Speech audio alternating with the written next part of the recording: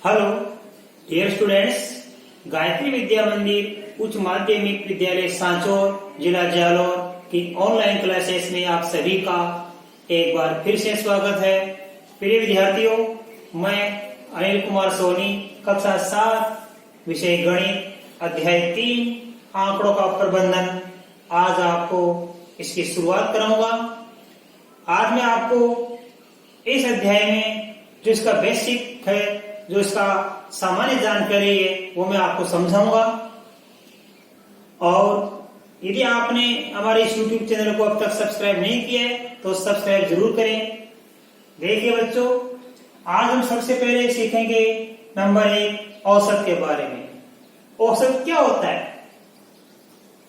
यह दिए हुए प्रेक्षणों के समूह है। प्रेक्षणों के समूह को क्या कहते हैं? आंकड़े।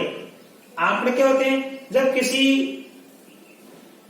चीज का हमें अध्ययन करना है तो हमें कुछ सूचनाएं इकट्ठी करनी पड़ती है। उन सूचनाओं को हम क्या कहते हैं? आंकड़े या प्रेक्षण।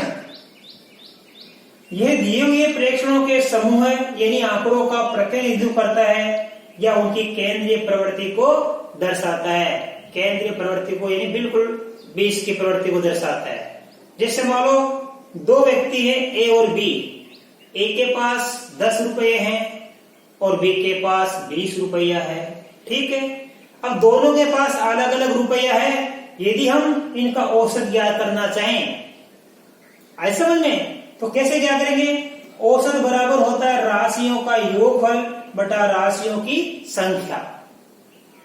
एक व्यक्ति के पास 10 रुपये, एक व्यक्ति के पास 20 रुपये, दो व्यक्ति हो गए। राशियों का योगफल 10 और 20 हो जाएगा 30, और दो व्यक्ति हैं, 2 का भाग देंगे 30 में तो आता है 15। देखो बच्चों, हमने क्या कहा? ए के पास कितना है? 10 रुपया, बी के पास कितना है? 20 रुपया। तो ये दोनों के पास अलग अलग रुपया है। यदि हम इसका औसत ज्ञात करना चाहे तो इन दोनों को जोड़ के 2 का भाग देंगे, दोनों का जोड़ हो जाएगा 30, 30 में 2 का भाग देंगे तो 15। तो प्रत्येक को, ए को और बी को, प्रत्येक को कितना कितना मिलेगा? 15 मिलेगा। हम ये नहीं कह सकते कि ए के पास 15 रुपया है और बी के पास 15 रुपया है। ये तो हमने अध्ययन किया है, ये तो हमने ज्ञात किया कि इनका औसत मान है। आपको पूछे आपको कि बताओ एक का मान 15 रुपये हुआ, ये सही है क्या? तो नहीं, एक का मान 15 से कम भी हो सकता है और ज्यादा भी हो सकता है। क्यों? क्योंकि एक के पास 10 रुपया था, बी के पास 20 रुपया था, दोनों के पास अलग अलग था। अब इनका औसत क्या करना हो? औसत वाले समान बांटना, तो दोनों को जोड़ के 2 का भाग दिया, 15 आ गया, तो इनका औसत बन गया 15। अब देखिए बच्चों, हम सीखेंगे इसका पॉइंट नंबर 2, माध्य। माध्य और औसत लगभग समान ही है, समान अर्थक है ये, यानी इनका अर्थ समान होता है। केवल इसमें शब्दों का हेरफेर और कुछ नहीं है, इनका मतलब एक ही है। औसत भी क्या होता है? सबको जोड़कर राशियों को हम राशि संख्या का भाग देते हैं, वही बात यहाँ है। माध्य क्या होता है? अंक गणितीय माध्य आंकड़ों का एक प्रतिनिधि मान होता है। आंकड़े यानी प्रेक्षण, जो संख्या दी होती है, अभी हमने संख्या दी 10 और 20, इसी प्रकार जो संख्या दी होती है बेटा, अंक गणितीय माध्य आंकड़ों का एक प्रतिनिधि मान होता है। माध्य, इसको समांतर माध्य भी बोल सकते हैं। तो माध्य या समांतर माध्य कैसे क्या करेंगे? इसका सूत्र होता है कि माध्य या समांतर माध्य बराबर प्रेक्षणों का योग बटा प्रेक्षणों की संख्या। देखो बच्चों, औसत की जगह लिखा हुआ गया माध्य, समांतर माध्य। राशियों की जगह लिखा हुआ गया प्रेक्षण शब्द। तो राशियां बोलो, चाहे आप इसको प्रेक्षण बोलो या आंकड़े बोलो, एक ही बात है बेटा, शब्दों का हेरफेर है। औसत में क्या लिखते हैं? राशियों का योग बटा राशियों की संख्या। आप माध्य में भी ये सूत्र लगा सकते हो, लेकिन ये ठीक रहेगा। जब हमें माध्य या समांतर माध्य क्या करना हो तो आप राशियों की जगह लिखा हो प्रेक्षण, अच्छा रहता है। प्रेक्षणों का योग बटा प्रेक्षणों की संख्या, बिल्कुल समानार्थक है ये। शब्दों का फेर है, औसत की जगह माध्य आ गया और राशियों की जगह प्रेक्षण आ गया। यहाँ राशियों का योगफल या प्रेक्षणों का योगफल, तरीका एक ही है, शब्दों का फेर है। राइट। अब देखो पॉइंट नंबर 3, बहुलक किससे कहते हैं? बहुलक, बहुलक जैसे नाम से हम जानते हैं, इसका अर्थ समझते हैं बहु। बहु यानी बहुत, जो संख्या ज्यादा बार आती है उसे हम बहुलक कहते हैं। सामान्य रूप में क्या बोलते हैं कि जो संख्या ज्यादा बार आती है, जो बार बार आती है, उसे हम क्या कहते हैं? बहुलक कहते हैं। तो बहुलक किसे कहते हैं? बहुलक भी केंद्रीय प्रवृत्ति या प्रतिनिधि मान का एक अन्य रूप होता है।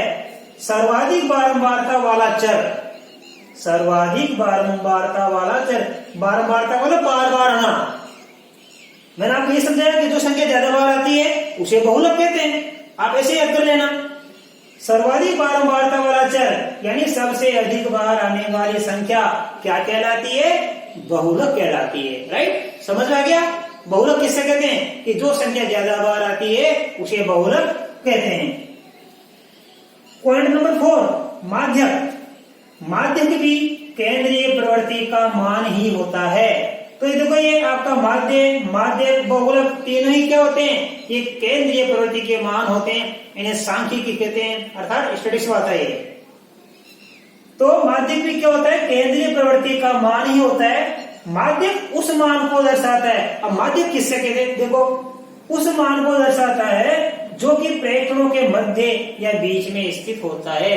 बेटा, दी गई संख्या को हम या तो आरोही क्रम में लिखेंगे, मतलब छोटे से बड़े के क्रम में संख्या को माध्यक ज्ञात करना है तो हम क्या करेंगे? संख्या को क्रम से लिखेंगे, पहले छोटी फिर बड़ी फिर बड़ी, या तो आरोही क्रम में अथवा अवरोही क्रम में।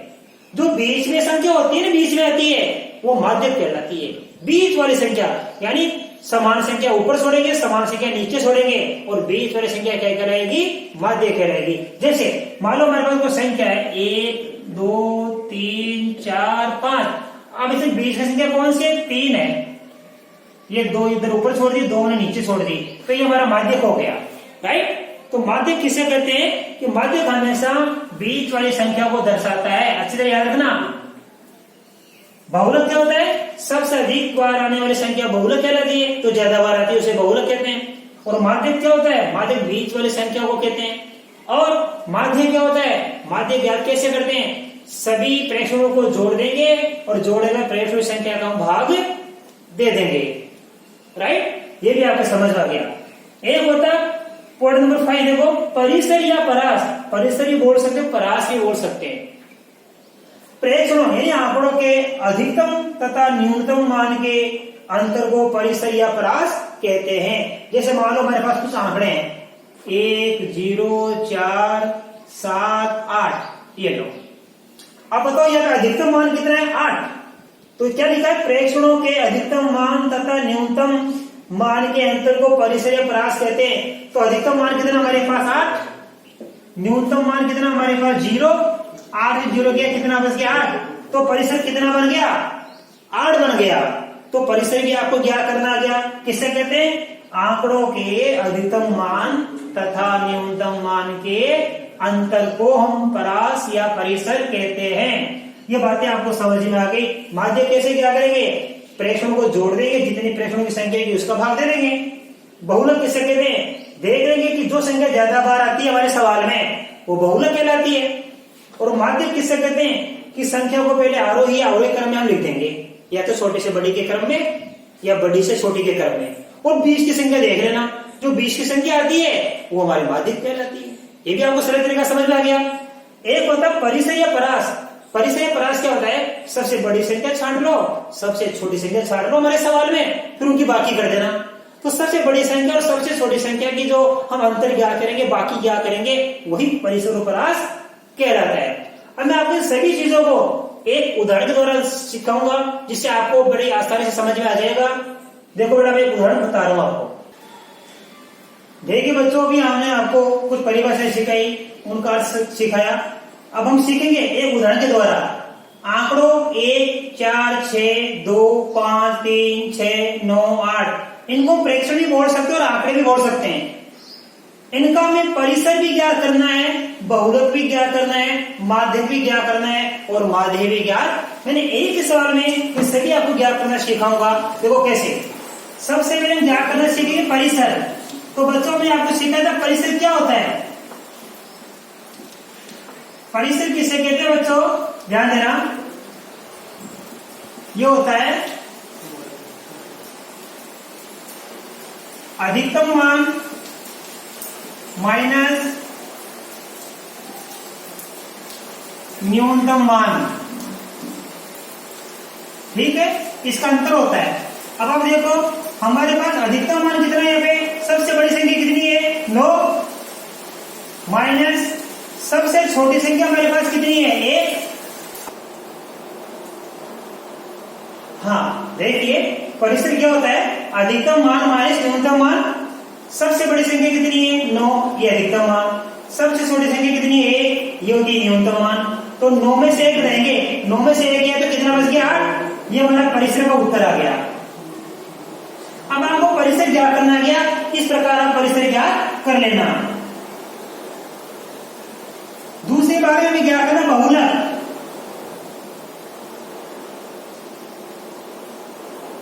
बहुलक किससे कहते हैं बेटा, कि जो संख्या ज्यादा बार आती है या सर्वाधिक बारंबारता वाली संख्या है, तो लिखेंगे बहुलक बराबर होता है सबसे अधिक बार आने वाली संख्या। बहुलक किसे कहते हैं, सबसे अधिक बार आने वाली संख्या। और हमारे सवाल में बताओ 1 कितनी बार आया, 1 बार। 4 भी 1 बार। 6 कितनी बार है, 2 बार। ये 6 कितनी बार है, 2 बार। बाकी 2 1 बार, 5 1 बार, 3 1 बार, 9 1 बार, 8 1 बार। प्रत्येक संख्या 1 1 बार आ रही है, लेकिन 6 कितनी बार आ रहा है, 2 बार। तो लिखेंगे यहां अंक 6 सबसे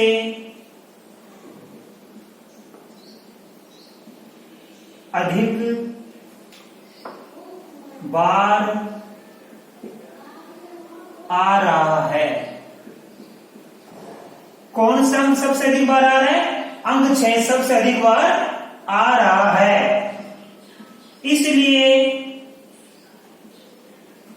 बहुलक बराबर 6। तो बेटा आपको ये बहुलक के बारे में भी समझ में आ गया कि बहुलक किसे कहते हैं, सबसे अधिक बार जो संख्या आती है, सबसे अधिक बार आने वाली संख्या बहुलक कहलाती है। और यहाँ अंक 6 सबसे अधिक बार आ रहा है, इसलिए बहुलक बराबर कितना हो गया, 6 हो गया। अब हम सीखेंगे माध्यक के बारे में। बेटा माध्यक ज्ञात करने के लिए इन पदों को आप क्रम से लिखो, या तो छोटी से बड़ी के क्रम में लिखो या बड़ी से छोटी के क्रम में लिखो, एक ही बात है, कैसे भी लिख सकते हैं, चाहे छोटी से बड़ी या बड़ी से छोटी। उनको क्या बोलते हैं, आरोही और अवरोही क्रम। छोटी से बड़ी के क्रम को बोलते हैं आरोही क्रम। तो आरोही क्रम में तो एक ही बात है। तो लिखेंगे पदों को, सबसे पहले देखो माध्यक ज्ञात करने के लिए, ये 2 चीज तो आपको सरल लगी, हमने ज्ञात करना सीख लिया। माध्यक के लिए क्या करेंगे, पदों को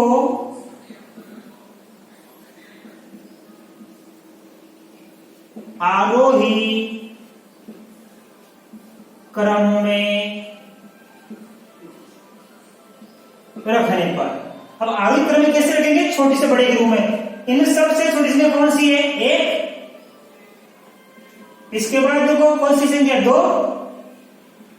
इसके बाद 3, 3 के बाद 4, 4 के बाद 5, और 5 के बाद क्या 6। अब 6 2 बार है, तो आप 2 बार लिखना, राइट। जो संख्या जितनी बार है उतनी बार लिख लेना। इसके बाद 7 हमारे पास है ही नहीं, 8, और 8 के बाद क्या है 9। कितनी हो गई, 1 2 3 4 5 6 7 8 9, ये कुल 9 संख्या हो गई। इनको हमने लिख लिया। तो पदों को आरोही क्रम में रख दिया अपने। अब क्या होता है, माध्यक किसे कहते हैं, कि 20 की संख्या को माध्यक कहते हैं, हमने आपको लिखाया था। माध्यक बराबर क्या होती है, अच्छे से सीखना, 20 की संख्या। माध्यक क्या होती है, 20 की संख्या। अब देखो 1 2 3 4 5 6 7 8 9 हो गई। अब 9 के 20 की संख्या कौन सी होगी, ध्यान देना, ये 4 इधर की छोड़ देंगे और 4 इधर की छोड़ देंगे, और 20 की संख्या कौन सी आ गई, 5। 4 इधर आ गई और 4 उधर की छोड़ दी, 20 की संख्या बच गई 5। तो 20 की संख्या कितनी है, 5। 20 की संख्या 5 है, तो माध्यक बराबर 5। माध्य के बराबर कितना उत्तर आ गया? 5 उत्तर आ गया। अच्छे से आपके समझ में आया? ये हमारे पास माध्य के बराबर 5 आ गया। अब देखो बच्चों, एक और है इसमें माध्य क्या करेंगे हम। तो आज हमने परिसर ज्ञात करना सीख लिया, अधिकतम मान माइनस न्यूनतम मान, बड़ी संख्या से छोटी संख्या घटाकर हमने ज्ञात कर लिया। बहुलक, सबसे अधिक बार आने वाली संख्या यहाँ पे 6 है, ये बहुलक 6 हो गया। माध्यक, बीच की संख्या को हम क्या कहते हैं? कि माध्यक कहते हैं। तो पदों को पहले आरोही क्रम में रख देंगे, फिर बीच की संख्या 4 इधर छोड़ दी, 4 इधर छोड़ दी हमने, तो ये हमको प्राप्त हो गया माध्यक। ऐसा समझ में? अब इसके बाद हम एक माध्य ज्ञात करना सीखेंगे भी, देखना ध्यान से।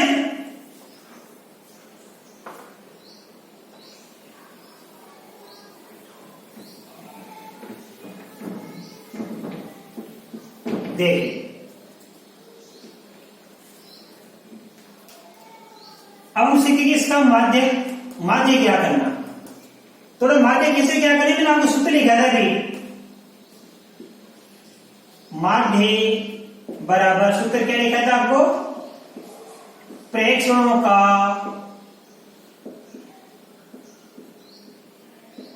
योग बटा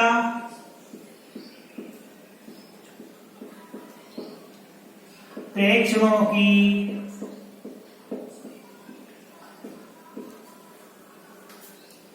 संख्या। देखना बच्चों, प्रेक्षणों का योग यानी संख्या को जोड़ेंगे। 1 + 4 + 6 + 2 + 5 + 3, ये देखो 1 + 4 + 6 + 2 + 5 + 3 + 6 + 9 + 8, ये तो क्या प्रेक्षणों का योग। अब लिखिए प्रेक्षणों की संख्या 1 2 3 4 5 6 7 8 9, ये 9 लिख देना है। अब इनको जोड़ेंगे, देखो 1 4 5 5 6 11 11 2 13 13 5 18 21 21 से 27 27 9 जोड़ देंगे तो कितना? 36 36 में 8 जोड़ देंगे 44 44 बटा 9 आ गया। अब हम 44 में 9 का भाग दे लेंगे, 4 बार जाएगा, 9 चौक 36, बच गया यहाँ पे 8, 10 लगा 0 उतारेंगे तो 9 × 72, फिर बच गए 8, 9 × 72, तो देखो हमने भाग दे लिया, 4.88 आया है। ठीक है, हमने इस 44 में 9 का भाग दे लिया, सभी संख्या को जोड़ दिया हमने, और जोड़ के कितनी संख्या पूरी? 9 है, तो 9 का हमने भाग दे लिया। 44 9 का भाग दिया 4.88, तो इसका माध्य आ गया ये। तो माध्य कितना प्राप्त हुआ? 4.88। तो बच्चों ने आज परिसर, बहुलक, माध्यक और माध्य, ये सभी हमने ज्ञात करना सीख लिया। तो मैं आशा कर सकता हूं आज आपको परिसर यानी परास, बहुलक, माध्यक और माध्य, इनकी परिभाषा भी याद होगी और ये आपने ज्ञात करना भी सीख लिया। अब तो जैसे हमने इस अध्याय की शुरुआत कर दी, कल हम आपको अगले वीडियो में इस प्रश्नावली की 3.1 प्रश्नावली आपको सोल्व करेंगे। धन्यवाद।